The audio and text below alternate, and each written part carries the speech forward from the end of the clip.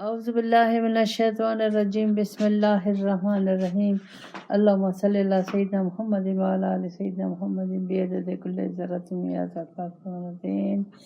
سورہ البقرہ آیت نمبر 41۔ وآمنوا، ایمان لاؤ، یقین ایمان یعنی یقین لاؤ اللہ پر، کائے پر؟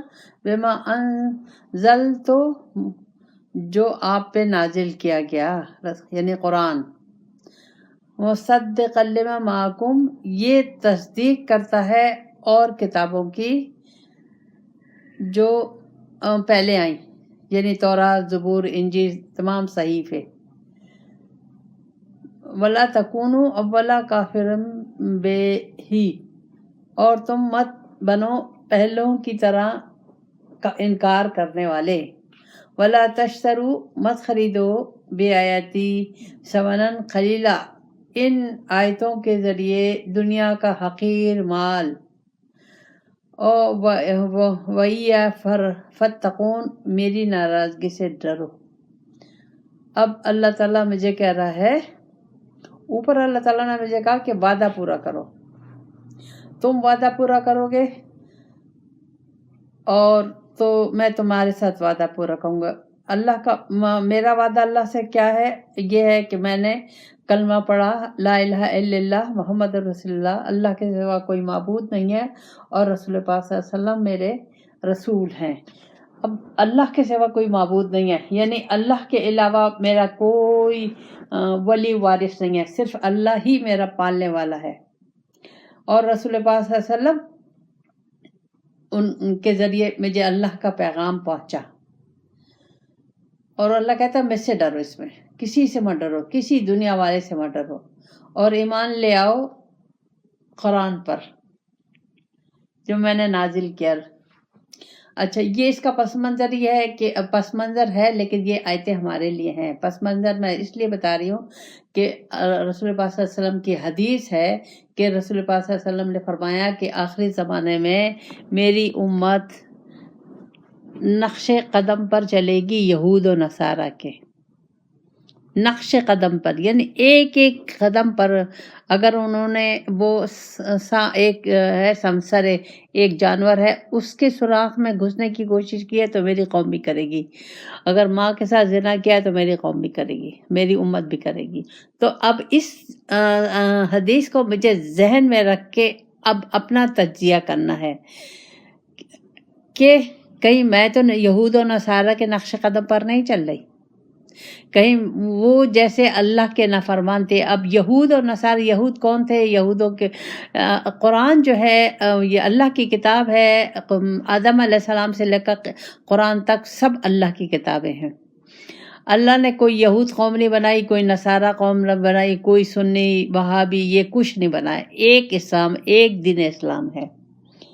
اب یہ اس وقت یہود اور نصارہ کافی ان کے پاس علماء تھے، ان میں کافی وہ پڑھے لکھے تھے، انبیاء ان میں گزر چکے تھے، لیکن انہوں نے اپنے دین کو خراب کر دیا، اس میں اپنی مرضی شامل کر دی، اپنی مرضی کے لیے، اپنی مرضی کے مطابق وہ دین کو استعمال کرنے لگے، جیسے ہم کر رہے ہیں۔ اب قرآن تو حق ہے، اور اللہ تعالیٰ نے مجھے قرآن زندگی گزارنے کے لیے دیا ہے، اس میں ایک ایک نقطہ سمجھایا ہے، لیکن میں نے قرآن کے ساتھ وہی کر رہی ہوں جو یہود و نصارہ نے اپنی کتابوں کے ساتھ کیا۔ تو اب انہوں نے قرآن کو استعمال کیا اپنی مرضی سے، اس میں تبدیلیاں لائی، اس کو یہاں اللہ کہتا ہے کہ جیسے وہ انہوں نے انکار کیا، اللہ مجھے کہتا ہے اس طریقے سے تم انکار نہیں کرو، اور ہم کر رہے ہیں انکار۔ اللہ کہتا ہے یہ میں نے نازل کیا ہے رسول پاک صلی اللہ علیہ وسلم پر، جیسے میں نے اور پیغمبروں پر نازل کی تھی کتابیں، تورات، زبور، انجیل اور تمام صحیفے۔ تو ان لوگوں نے انکار کیا، کہیں تم ان کی طرح مت انکار کرنا۔ تو ہم تو انکار کر رہے ہیں، اب ہمیں اپنا جائزہ لینا ہے، اس کے آئینے میں اپنے دل کی کیفیت کو دیکھنا ہے، اپنے عمل کو دیکھنا ہے، اپنی نیتوں کو دیکھنا ہے۔ اور پھر اللہ کہہ رہا ہے وَلَا تَشْتَرُوا بِآيَاتِي ثَمَنًا قَلِيلًا، اللہ کہتا ہے میری آیتوں پہ دنیا کا حقیر مت لو۔ قلیل کا کیا مطلب؟ کیا ہم تھوڑا لے لیں گے بڑے کی اجازت ہے؟ نہیں۔ دنیا کا اگر ساری دنیا بھی ہم حاصل کر لیں اللہ کی مرضی کے خلاف تو وہ قلیل ہی ہوگا۔ اللہ کی مرضی تو بہت بڑی ہے، قرآن تو بہت بڑا ہے۔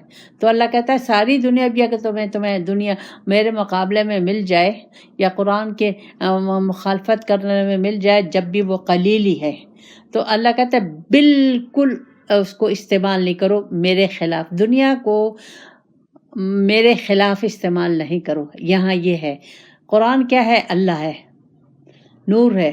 رسول پاک صلی اللہ علیہ وسلم کیا ہے؟ اللہ کا نور ہے۔ قرآن مجھے اللہ تعالیٰ نے دیا ہے، کیوں دیا ہے؟ اس لیے کہ اس نے مجھے اپنا نمائندہ بنایا ہے۔ تو اپنا نمائندہ بنانے کے لیے مجھے اس نے اپنی تعلیمات تو مجھے دینی تھی جو مجھے حضور رسول پاک صلی اللہ علیہ وسلم کے ذریعے سے دی۔ تو اب میں نے اگر رسول پاک صلی اللہ علیہ وسلم کو لے لیا اور ان کی تعلیمات پہ سچے دل سے عمل کیا اور اپنی مرضی چھوڑ کر اللہ اور رسول کی مرضی لے لی، تو میں اللہ کی خلیفہ بن جاؤں گی، اللہ کے رنگ میں رنگ جاؤں گی۔ اللہ تعالیٰ نے کوئی کسی پہ بھی پابندی نہیں رکھی کہ وہ یہ میرا خلیفہ بن سکتا ہے اور یہ خلیفہ نہیں بن سکتا۔ اللہ تعالیٰ نے پہلے ہی کہہ دیا تھا کہ جب تمہیں میں نے پیدا کیا، اپنے لیے پیدا کیا، اب تم اپنی مرضی سے زندگی نہیں گزار سکتے، تمہیں میں دوں گا، ہدایت میں دوں گا، رہنمائی میری ہوگی۔ اس رہنمائی کے تحت تم زندگی گزارو گے تو تمہیں خلافت کا درجہ مل جائے گا۔ ظاہر خلافت کا مطلب جب ہم اللہ کے خلیفہ ہیں تو اب ہر چیز مجھے اللہ سے پوچھ کے اللہ کی مرضی کے مطابق کریں گے تو خلیفہ کا درجہ ملے گا۔ اپنی مرضی کریں گے جیسے یہود و نصارہ نے کیا، وہ کیا کرتے تھے کہ اس قرآن اس کے اپنی کتابوں پہ عالم تھے، تعویذ، گھنٹے، جادو ٹونے، ملاوٹ اور لوگوں دنیاوی فائدہ، یہ تمام چیزیں جو اب اس وقت ہم میں ہیں وہ ان میں تھی۔ اس وقت سے اللہ تعالیٰ نے ان کو تو مردود کر دیا، ہٹا دیا، اب ہمیں ان کی جگہ دی ہے۔ اب اگر ہم بھی وہی کریں گے تو اللہ تعالیٰ ہمیں بھی ہٹا دے گا، کسی اور کو لے آئے گا۔ اللہ کے لیے تو کچھ مشکل نہیں ہے، یہ اللہ کا طریقہ ہے۔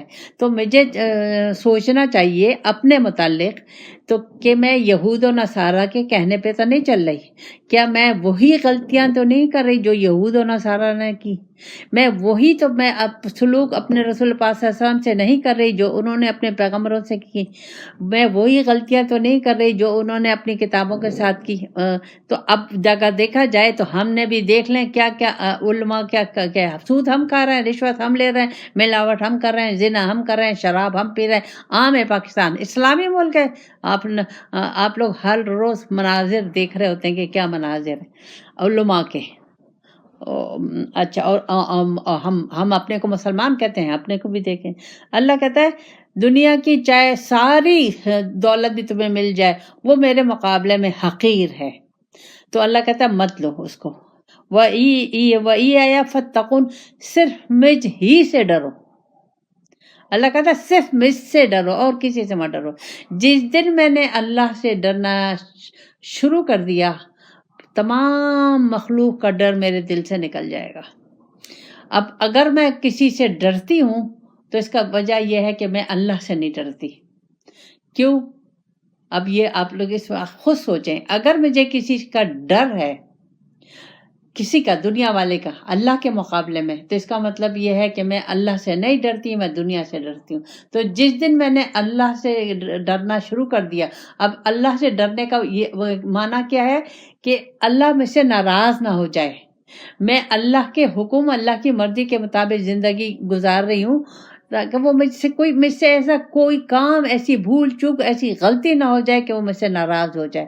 یہ جب ڈر آ گیا تو وہ مخلوق کا ڈر چلا جاتا ہے، کیونکہ ہم جو مخلوق کے ساتھ، جو اللہ تعالیٰ نے مجھے برتاؤ کرنے کا طریقہ، شوہر کے ساتھ، بیوی کے ساتھ، بچوں کے ساتھ، لوگوں کے ساتھ، سب کے ساتھ جو طریقہ اللہ تعالیٰ نے مجھے ان لوگوں کے ساتھ رہنے کا بتایا ہے، اس میں اللہ کی محبت ہی حاصل ہوتی ہے انسانوں کا ڈر نہیں آتا اس میں، صرف اللہ کا ڈر.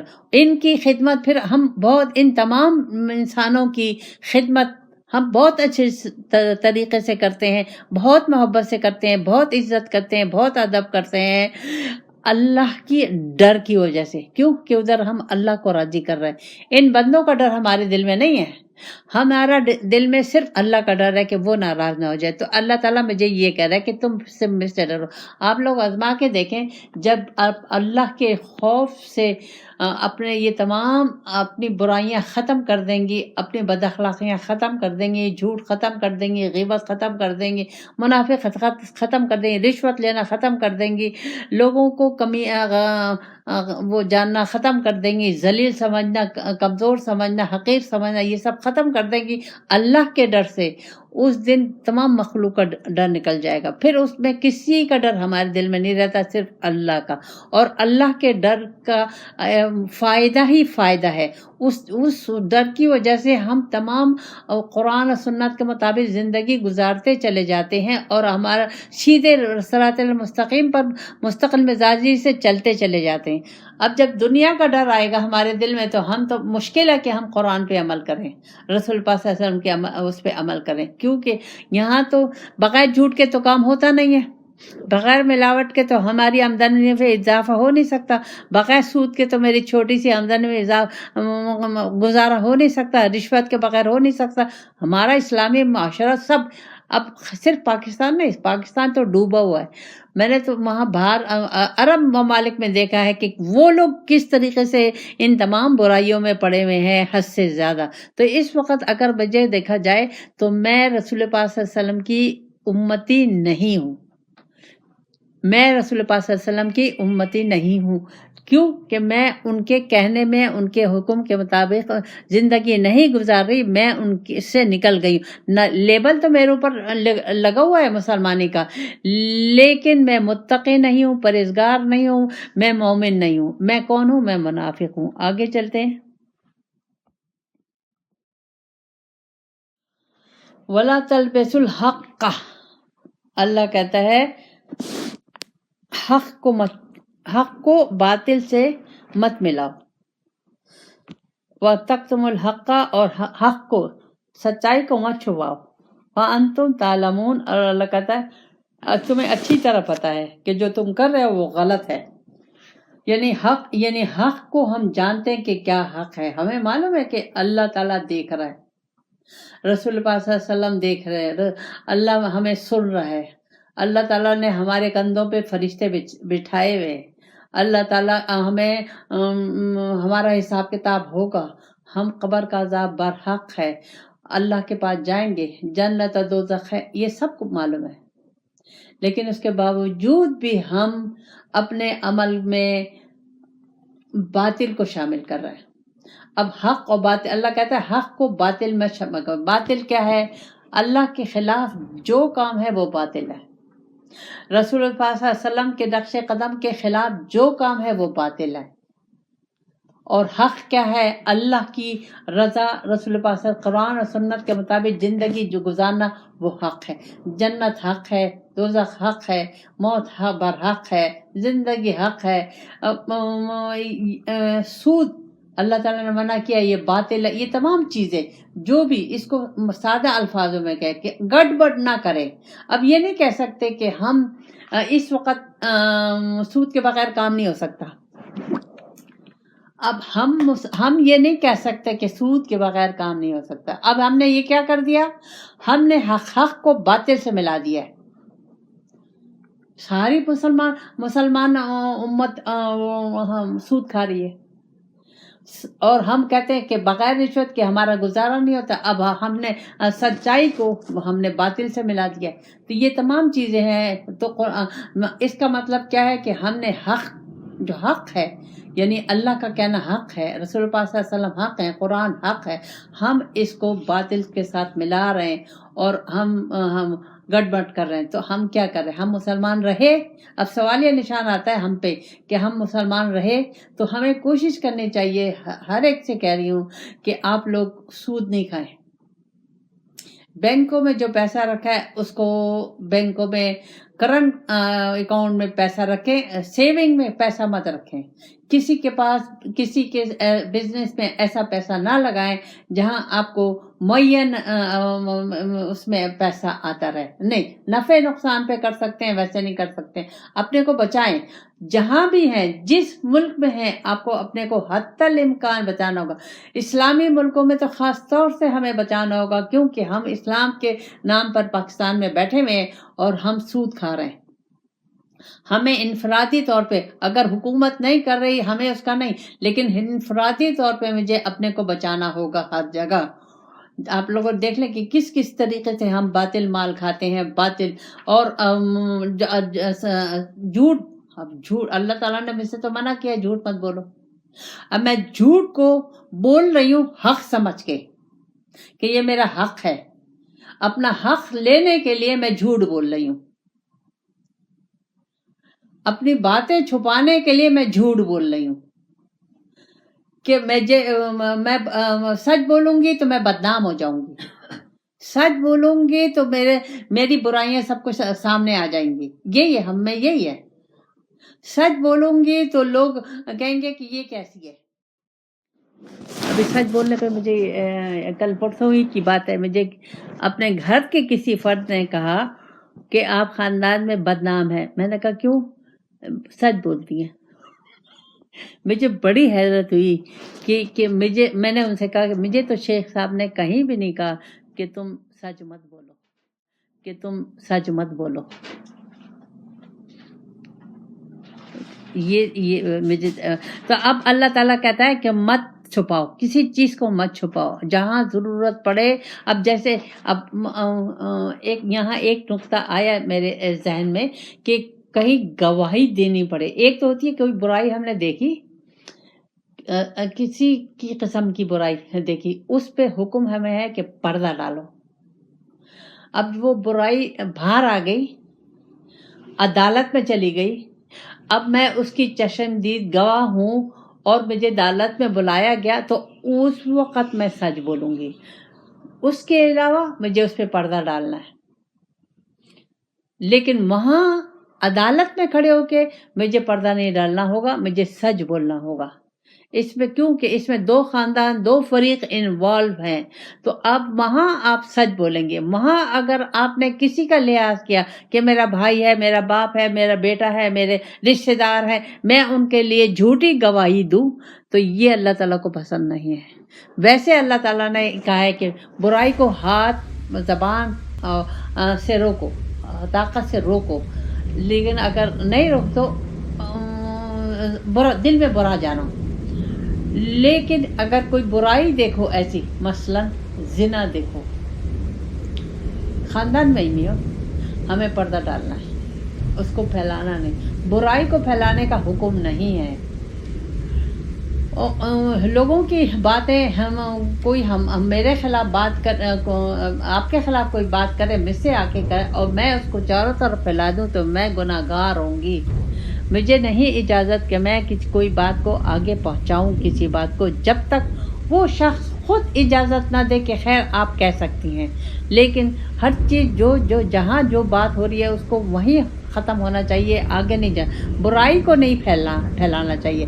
अच्छाई को फैला सकती हैं, बुराई को नहीं फैलाना।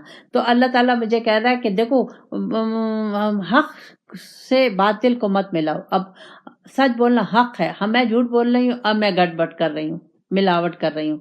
हर चीज में मिलावट है, हर चीज में मिलावट है। तो अल्लाह ताला ने मुझे मना कर दिया है। और अल्लाह कहता है तुम्हें अच्छी तरह मालूम है कि क्या हक है। ज़ाहिर अल्लाह ताला ने इंसान की ज़मीर में, इंसान की फितरत में नेकी और बदी का अंसर रख दिया है, अच्छाई और बुराई का अंसर रख दिया है। वो हर इंसान पहचानता है कि क्या अच्छा है, क्या बुरा है। सब, चाहे वो यहूद है, चाहे नसारा है, चाहे मुशरिक है, सबको मालूम है कि क्या हक है। अब अबू जहल को मालूम नहीं था कि रसूल पाक सल्लल्लाहु अलैहि वसल्लम हक है, कुरान हक है, लेकिन उसने जिद की, हरदर्मी, गुरूर, तकब्बुर, अपनी अना की वजह से अपने को तबाह बर्बाद कर दिया। सेम ऐसी ही चीज हम लोग कर रहे हैं। उसके पास तो ताकत थी, اللہ اور اس کے پاس ایک پاور تھی، سب کچھ تھا، تو اس نے رسول پاک صلی اللہ علیہ وسلم کے اس میں اڑ گیا. لیکن میرے پاس تو طاقت بھی نہیں ہے، پاور بھی نہیں ہے، کچھ بھی نہیں ہے، لیکن میں ہم باطل کو چھوڑنے کو تیار نہیں ہوں، میں جھوٹ چھوڑنے کو تیار نہیں ہوں. اللہ تعالیٰ نے منع کیا کہ مذاق میں بھی جھوٹ مت بولو. اور ہم اتنا جھوٹ بولتے ہیں کہ ہمیں خود احساس نہیں ہوتا کہ ہم جھوٹ بول رہے ہیں. اس کو ہم مصلحت کا لبادہ ہم نے پہنایا ہوا ہے کہ مصلحت ایسی ہے. نہیں، آپ کو کیا ضرورت ہے مصلحت کی؟ کوئی آپ کو ذبح کر رہا ہے؟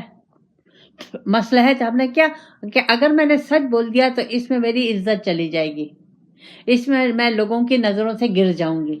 تو اب میں نے غلطی کی ہے، میں تو اس کو چھپانے کے لیے میں جھوٹ پہ جھوٹ، جھوٹ پہ جھوٹ، جھوٹ پہ جھوٹ، جھوٹ پہ جھوٹ، اور پھر میری عادت بن جاتی ہے جھوٹ. تو اللہ تعالیٰ نے مجھے منع کیا ہے. مجھے اللہ کو اگر میں نہیں سنوں گی، اللہ کو میں نہیں جانوں گی، اللہ کی مرضی کو نہیں پہچانوں گی، تو میں مومن باقی نہیں رہ سکتی، میں مسلمان باقی نہیں رہ سکتی. میں مسلمان سے منافق کے دائرے میں آ جاؤں گی. تو منافقت سے بچنے کے لیے ضروری ہے